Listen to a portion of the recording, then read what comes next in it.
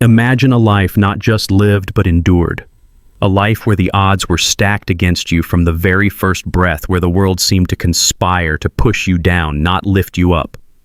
This isn't just the story of a man wrongly convicted, it's the story of Frank Lee Smith, a man whose life was a sentence of adversity long before he ever saw the inside of a prison cell. Born in 1947, Frank entered a world of profound poverty in the racially segregated rural South Georgia. His parents, uneducated sharecroppers, struggled simply to feed themselves, let alone a growing family.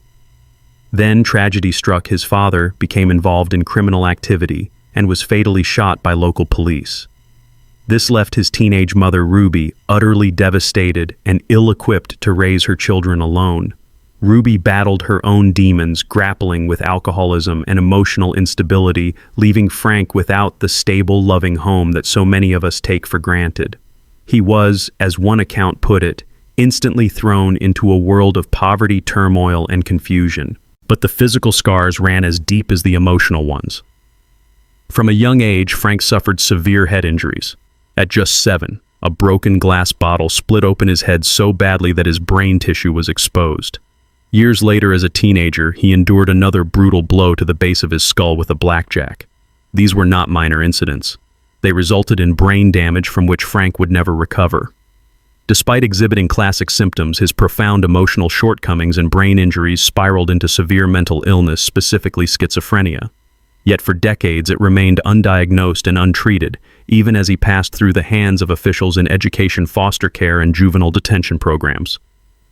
His foster mother, recognizing a sad and mentally slow child, simply lacked the training to care for a child with such profound special needs. He was later shuffled to an elderly grandmother living in squalor with little to no supervision. Frank's truancy was alarming, his school performance abysmal.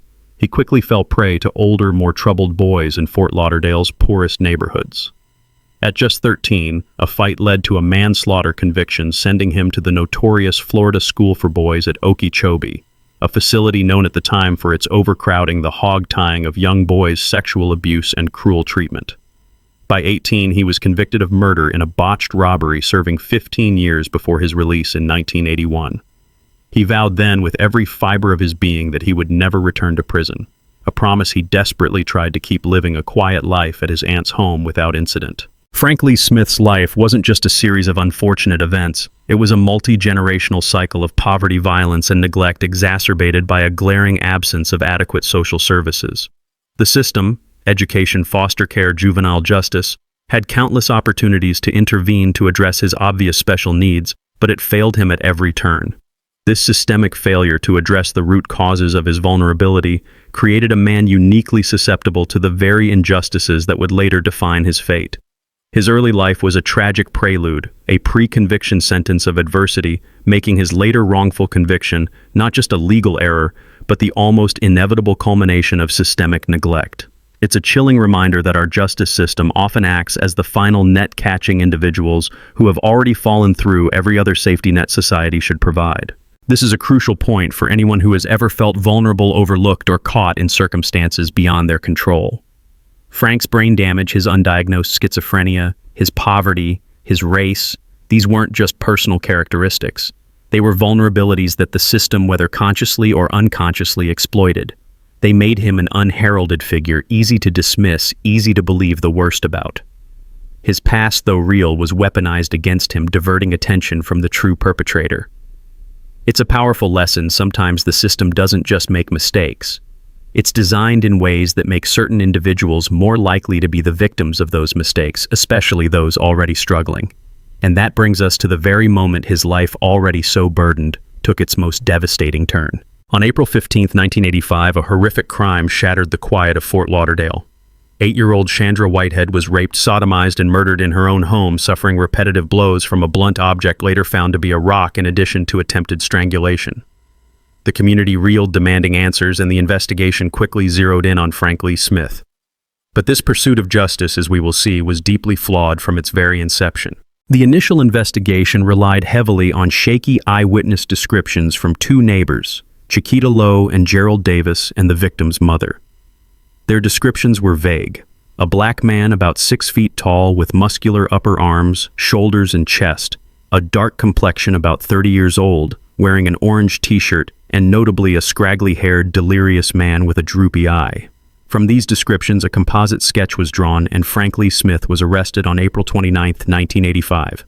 Here's the first chilling twist. There was no physical evidence whatsoever linking Frank Lee Smith to the crime scene, not a single shred. Chiquita Lowe, a key witness, initially identified Smith from a photo lineup, but her certainty quickly crumbled. She later told Frontline that when she saw Smith in court, he was too skinny, too tall, and he did not have the droopy eye, she remembered. Yet despite her profound doubts, Lowe testified against Smith at trial, admitting she felt pressured by my family people that's in my neighborhood and the police officer, Bao, who kept telling her she was the only one that's seen that man that night. This isn't just a minor detail. It's a gaping wound in the fabric of justice. Eyewitness misidentification is the leading cause of wrongful convictions, accounting for a staggering 71% of DNA exonerations by the Innocence Project, with the majority involving cross-racial identifications. Even within the same racial group or exacerbated by external pressure, these biases can twist perception, making a witness see what authorities want them to see. The droopy eye detail, so crucial to Lowe's initial memory, became a silent alarm bell screaming that the man in court was not the man she saw. Then there was the confession. Homicide investigators claimed Smith unintentionally incriminated himself during interrogation, a tactic where they lied, telling him a witness could identify him as the perpetrator. But here's the kicker. There were no tapes or transcripts of this interrogation. Smith vehemently denied making the statement, yet it was presented to the jury as an involuntary confession. False confessions are a significant contributor to wrongful convictions, often coerced from vulnerable individuals like those with intellectual disabilities or mental illness, who might just want the interrogation to end. The absence of a recording isn't just sloppy. It's a deliberate choice that shrouds the truth in shadow. But the most damning failure of all, the one that truly sealed Frank's fate and allowed a monster to roam free, was this. The police failed to investigate other suspects, most notably Eddie Lee Mosley. Mosley was a known serial rapist and murderer responsible for a one-man crime wave of 60 rapes and 12 homicides in the Fort Lauderdale-Broward County area, including the very murder that put Smith on death row. He was well known to local law enforcement. 2 officers had even noticed a pattern between his releases from institutions and local murders. And here's the truly shocking part. The composite sketch of the perpetrator, drawn from eyewitness descriptions, bore an uncanny resemblance to Eddie Lee Mosley, including that distinctive droopy eye far more than it ever resembled Frank Lee Smith.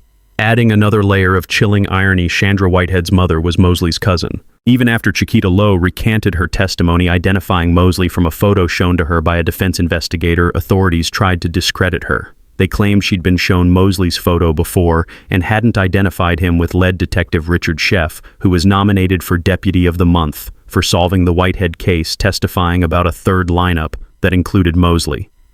This is a textbook case of prosecutorial tunnel vision, a cognitive bias where law enforcement and prosecutors fixate on a single suspect, selectively gathering evidence to build a case while ignoring or suppressing anything that points away from their chosen narrative.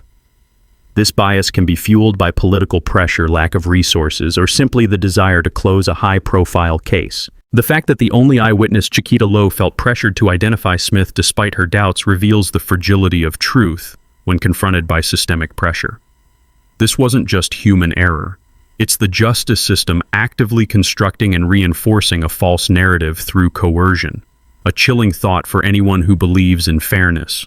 It underscores the danger of justice becoming a performance rather than a genuine inquiry, particularly when it targets the vulnerable. Frank Lee Smith, a poor brain-damaged schizophrenic black man with a criminal record, fit a convenient profile for law enforcement. Despite clear leads pointing to Eddie Lee Mosley, a known serial offender whose physical description matched perfectly, investigators ignored them. This isn't mere oversight. It's a pattern seen in countless wrongful convictions, especially those involving black individuals. Statistics show that innocent black people are 7 times more likely to be wrongly convicted of murder than innocent white people, and cases involving black exonerees are 50% more likely to involve police misconduct. This reveals a deeper layer of racial bias, not just overt racism, but a subtle, insidious bias that makes certain individuals like Smith easily fit the perpetrator narrative, allowing the true criminals to remain free. It's a critical lesson for us all. Systemic biases often lead to the conviction of easy targets instead of the actual culprits.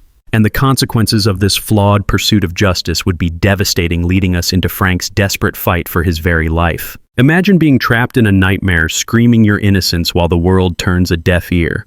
This was Frank Lee Smith's reality for 14 agonizing years on Florida's death row. This section plunges into his desperate legal battle, highlighting the immense, almost insurmountable barriers he faced, and the chilling resistance of a system that seemed determined to keep him locked away even as death loomed. In 1986, Frank Lee Smith was convicted and sentenced to death for a crime he didn't commit. He spent 14 years in a 6-by-9-foot cage, a space so small it felt like a coffin, tortured for a crime he did not commit. Though a death warrant was signed in 1989, he managed to win a stay of execution in January 1990. His plea of insanity, a desperate attempt to explain his vulnerabilities, failed, and the jury, swayed by the flawed narrative, unanimously recommended death. Frank and his lawyers fought relentlessly for years to get DNA testing the one scientific truth that could prove his innocence. But their requests were met with a wall of resistance, repeatedly denied by the state. Florida's post-conviction DNA laws were riddled with flaws. The statute did not allow a DNA test for any inmate who pleaded guilty, though Smith hadn't in this case, and it imposed an unfair 2-year time limit for applications. Think about that. The Innocence Project estimates it takes on average 3 to 4 years just to gather the necessary transcripts, police reports, and lab reports to file a sound post-conviction DNA motion. This wasn't just bureaucracy, it was a deliberate legal chokehold. Prosecutors actively opposed DNA testing, claiming they believed in his guilt and didn't want the results kept secret. This opposition is a common, heartbreaking pattern in post-conviction cases, as prosecutors may not want to admit error or have their records questioned. This systemic resistance meant that not only was justice denied to an innocent man, but the real perpetrator remained free to commit more crimes. And then the ultimate agonizing twist. Frank Lee Smith died of cancer on death row on January 30th, 2000 at the age of 52. He died in immense pain, still desperately seeking the DNA test that would have exonerated him. He spent his final 11 months not in freedom, but in that 6-by-9-foot cage, clinging to a hope that would only be realized after his last breath. A cruel twist of fate that defies comprehension. Here's the truly gut-wrenching part. It was only after Frank's death, and crucially after Eddie Lee Mosley was linked by DNA to other murders, including the case of Jerry Frank Townsend, another innocent man who spent 22 years in prison, that a sample of Smith's blood was finally obtained by the state prosecutor's office and tested against the semen found on the victim. On December 15, 2000, a mere 11 months after his death and 14 years after his 1986 conviction, the FBI lab results came back. Frank Lee Smith was definitively excluded as the perpetrator. The true perpetrator was Eddie Lee Mosley, the same man investigators had neglected to pursue, a man responsible for a horrifying spree of 60 rapes and 12 homicides. The prosecutor who handled Smith's appeals, Carolyn McCann, expressed being very upset. She said, "Nobody wants to feel like the wrong person was in jail. It's a bad feeling." A bad feeling. For Frank Lee Smith, it was his life, his freedom, his very existence stolen.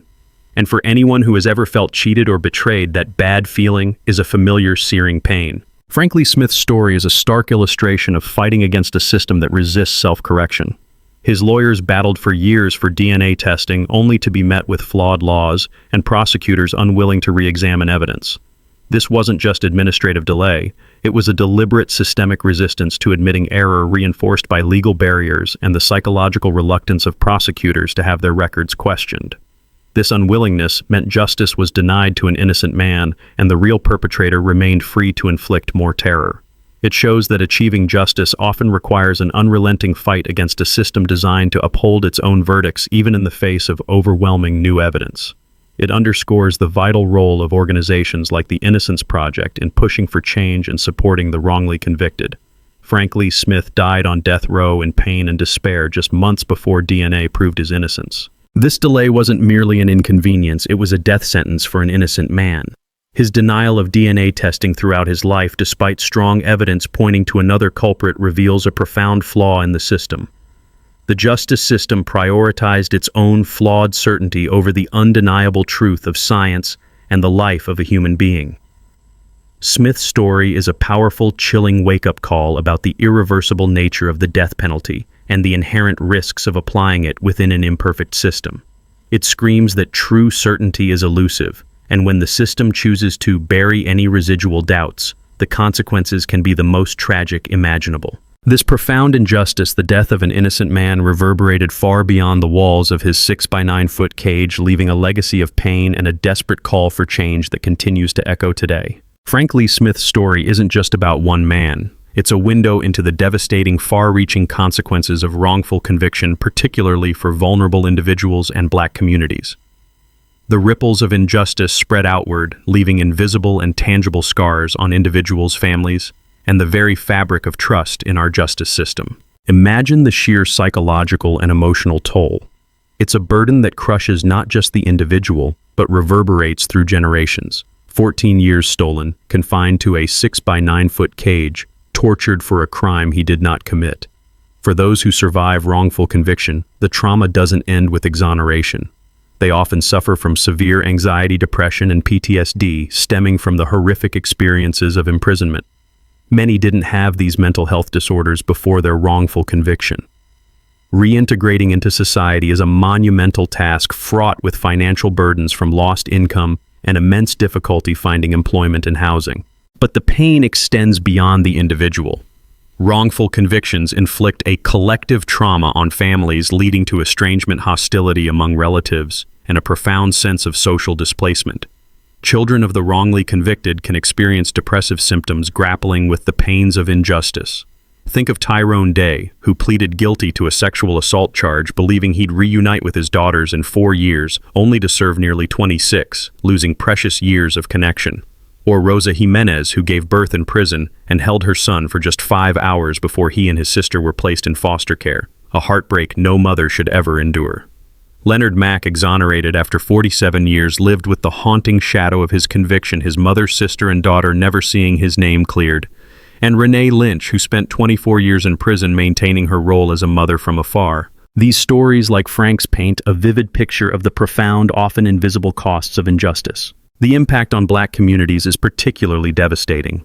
Frank Lee Smith was a Black man, and his case is a stark example of the racial disparities embedded in wrongful convictions. More than half of all exonerations between 1989 and 2022 involved Black individuals, despite Black people making up only 13.6% of the U.S. population. Innocent Black people are 7 times more likely to be wrongly convicted of murder than innocent white people. Cases involving Black exonerees are 50% more likely to involve police misconduct. Intentionally suggestive witness identifications occur twice as frequently in the cases of Black and Latinx exonerees compared to white exonerees. Even the composition of juries plays a role. All white or nearly all white juries are common and more likely to lead to wrongful convictions because they spend less time deliberating, are less skilled at assessing evidence, and are more prone to applying racial stereotypes. And the fight for freedom is longer. Black individuals wrongly convicted fight on average 3 years longer for exoneration in murder cases and 4 years longer in sexual assault cases. When an innocent person is convicted, public trust in the justice system erodes. This is especially true in communities that have historically experienced systemic discrimination. The chilling truth is that a wrongful conviction means the real perpetrator remains free, often to commit more crimes. Eddie Lee Mosley. The true culprit in Frank's case was a serial offender responsible for 60 rapes and 12 homicides. While Frank Lee Smith languished on death row, Mosley was free, continuing his reign of terror. This is not just a failure of justice. It's a direct threat to public safety, allowing real dangers to persist while innocent lives are wasted. The documents detail the devastating impact of wrongful convictions not just on the individual, but on entire families and communities. This isn't merely the loss of freedom, it's the destruction of relationships, mental health, economic opportunities, and the erosion of trust. For Black communities, these costs are compounded by systemic racial biases at every stage of the criminal justice system, from eyewitness identification to jury composition. This reveals that the impact of wrongful conviction extends far beyond prison walls, creating deep, lasting scars on the lives of those affected and their communities. It also highlights that wrongful convictions are not isolated incidents, but symptoms of a system with deeply ingrained biases. Frank's story, alongside cases like Ray Crone or Henry McCollum and Leon Brown, demonstrates just how profoundly flawed our justice system can be. Despite scientific evidence, DNA, and a recanted eyewitness testimony, the system stubbornly upheld a wrongful conviction. This isn't just human error, it's a systemic lack of accountability where prosecutors and courts can resist re-examining evidence. This warns us against naively trusting the infallibility of the justice system. Instead, it encourages a healthy skepticism and an understanding of the system's vulnerabilities, especially when it impacts marginalized groups. It also underscores that when an innocent person is convicted, the real criminal remains free, posing a continuous threat to society. The weight of these consequences, the profound human cost, demands that we look beyond the individual tragedy and consider the legacy Frank Lee Smith left behind, a legacy that compels us to act. Frank Lee Smith died on death row, an innocent man, just months before DNA proved his truth. His death is an indelible stain on Florida's justice system, a heartbreaking reminder of the human cost of delay and error. Indeed, Florida has been called Florida roulette due to its high rate of errors in death penalty cases. But his story, tragic as it is, has become a powerful symbol in the ongoing fight against wrongful convictions and for the urgent need for systemic reform. DNA testing has revolutionized our ability to exonerate the innocent, offering an undeniable scientific truth. Yet Frank's case painfully illustrates the immense challenges in accessing and utilizing this powerful tool after conviction, including lost or destroyed evidence, prosecutorial opposition, and strict legal requirements. This is where organizations like the Innocence Project step in, playing a crucial role in providing legal support and advocating for policy changes, navigating immense legal and financial barriers. Their work has led to incredible successes since 1973. Over 185 people have been exonerated from death row, with 100 of them being Black individuals. Yet significant challenges remain, including restrictive state laws and the poor preservation of crucial evidence. So what is Frank Lee Smith's legacy for us, for you, for anyone who has felt the sting of injustice or the weight of adversity? It is a resounding call to action, a torch passed to us demanding that we never let such a tragedy happen again. First, we need stronger legal reforms. This means robust laws ensuring access to post-conviction DNA testing, eliminating unfair time limits, and allowing testing even in cases where a plea was entered if new evidence emerges. Second, we must demand better training and accountability for police and prosecutors. This includes training to combat cognitive biases like tunnel vision and to reduce coercive interrogation tactics that lead to false confessions. There must be higher accountability for police and prosecutorial misconduct, which is disproportionately found in cases involving Black exonerees. Third, we need to raise awareness about racial bias within the justice system. Understanding cross-racial misidentification, the impact of racial stereotypes, and the dangers of all-white juries is crucial. This isn't about blame, it's about acknowledging systemic flaws that disproportionately harm Black and brown communities, and empowering ourselves to demand better. Fourth, we must provide better support for exonerees. When someone is freed after years of wrongful incarceration, they need comprehensive programs for mental health, housing, and employment to truly reintegrate into society. Finally, and perhaps most importantly for our audience, Frank Lee Smith's story, though tragic, is a testament to the power of struggle and resilience. His fight and the fight of countless others like him has fueled a movement for change. For those who have been deceived, hurt, or are battling against overwhelming odds, Frank's story is a powerful, if bittersweet, reminder: never give up hope in the truth, and never stop fighting for justice. Even when death comes, the truth can still prevail. Amanda Knox. Another exoneree speaks of turning her experience into advocacy, finding forgiveness, and reclaiming her narrative, showing that even from the depths of despair, a new path can emerge, driven by resilience and a commitment to a better future. Your story, your fight matters. Did Frank Lee Smith die in vain? The lesson is clear. Justice is not an automatic outcome. It is an ongoing struggle that demands vigilance, accountability, and an unwavering commitment to protecting the rights of every individual, especially the most vulnerable among us. Only then can we truly honor Frank Lee Smith's memory and build a world where no one else suffers his fate.